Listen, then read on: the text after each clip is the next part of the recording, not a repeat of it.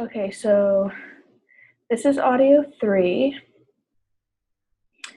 The next this is the main thing that I felt we needed, or I needed to talk about. So I noticed that you added, additionally, lastly, one reason is that. That's so good. Yeah, it really makes each paragraph flow into the next paragraph. It sounds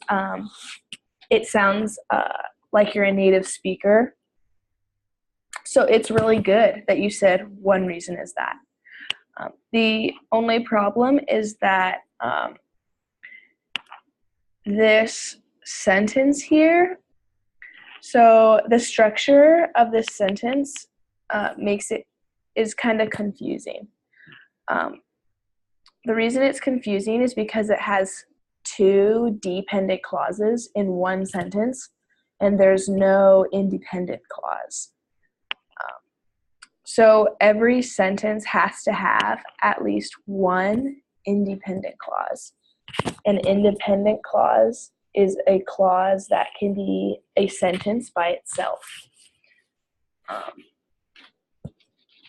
And a dependent clause is a clause that can't be a sentence without being connected to an independent clause. So an example, you have a sentence right here. Ooh, sorry. Oh my gosh. So you have a really good example sentence right here. If they cannot roost, they cannot breed. So here, let me.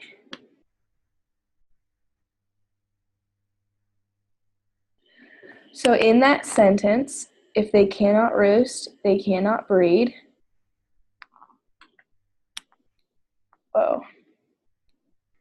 They can. It has a dependent and an independent clause. The dependent clause, if they cannot roost, it can't be a sentence without being connected to the second part. They cannot breed. If I put a period here, if they cannot roost, I wouldn't know what you were saying. You can't put a period here. If they cannot roost, it's not a sentence by itself. It's a dependent clause. It needs to be connected to the second part by a comma. If they cannot roost, comma, they cannot breed. Now it can be a sentence. So it's dependent on they cannot breed. It needs that. So an independent clause, they cannot breed, period, can be a sentence by itself. So you don't need to have if they cannot roost. You could just say they cannot breed, and that'd be a sentence. This is an independent clause. It can be by itself. This, if they cannot roost, has to be connected to they cannot breed. Dependent needs the independent.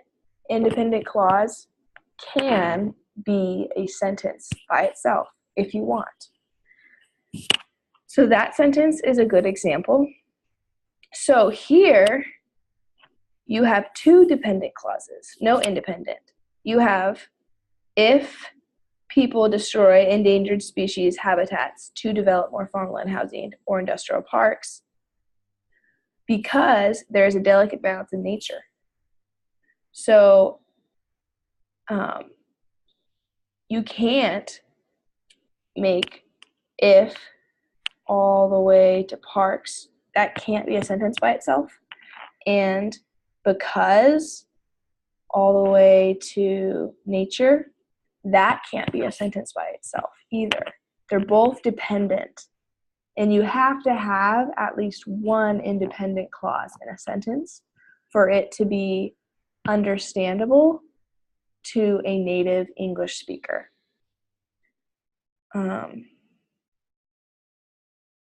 So how you know something is dependent is by like if and because at the beginning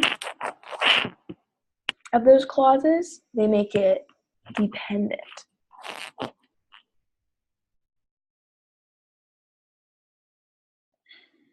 So a way to fix it, change because there is a delicate balance in nature to an independent clause.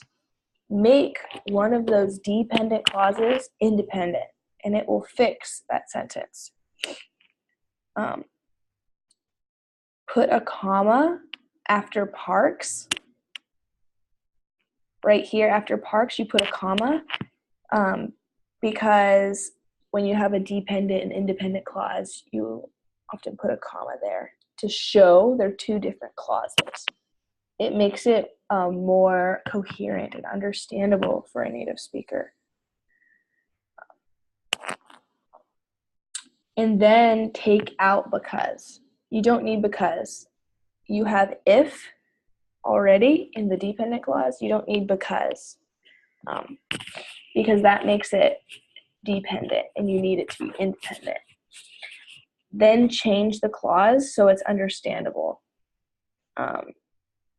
Something like, they will upset the delicate balance in nature. Because you're talking about the people here. In this dependent clause, if people destroy endangered species habitats to develop more farmland, housing, or industrial parks, comma,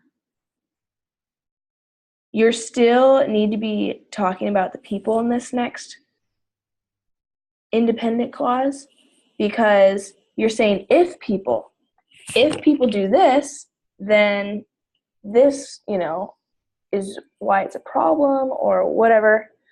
So you need to have that same subject matching here and say, they will upset the delicate balance in nature. If people destroy endangered species habitats, it will upset the delicate balance in nature. Or they will upset the delicate balance in nature. So that you understand that, if the people do this, they will be doing this, they will have this bad thing happen. They will upset. Because just saying there is a delicate balance in nature, it doesn't answer the if. If people destroy, what will happen? You need to say they will, that future. If people do this, they will have this happen. So also, last thing is it matters is repetitive after one reason is that. Because one reason is that is doing the same thing as it matters. They're kind of mean the same thing. You're saying one reason why it matters, or it matters, they're the same thing. So you can delete it matters, because one reason is that and it matters. They really mean the same thing. It's repetitive. So you can take out it matters and just say one reason is that if people destroy endangered species habitats to develop more farmland, housing, or industrial parks, comma, they will upset the delicate balance in nature.